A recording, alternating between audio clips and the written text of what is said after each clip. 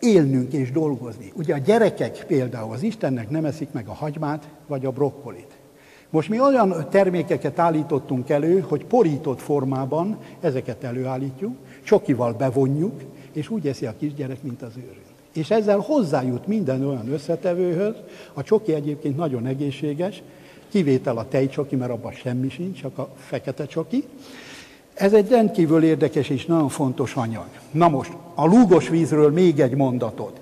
A daganatos sejtek a lúgos pH-t nem szeretik.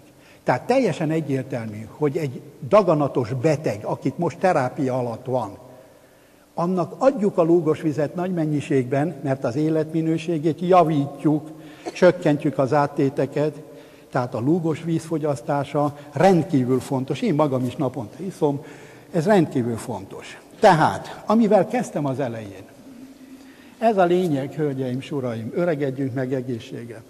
Mert az ember akkor értékeli át a helyzetét, amikor ott fekszik, 20 cső lóg belőle, tanítványai ott szaladgálnak, és mondják, hogy na, professzor úr, megyünk a temetőbe. Mondom, jányok, majd még hónap azért tárgyalunk erről. Szóval, amikor ott fekszik az ember, akkor csak egy vágya van, hogy végre pisiljen egy jó ízű 12 nap után. Itt kint jó lenne egy új csaj, autó, ház, stb. Szóval ez a lényeg. De egy dolgot biztosan kell tenni. Nekünk kell az egészségünkért tenni. Senki más nem fog érte tenni.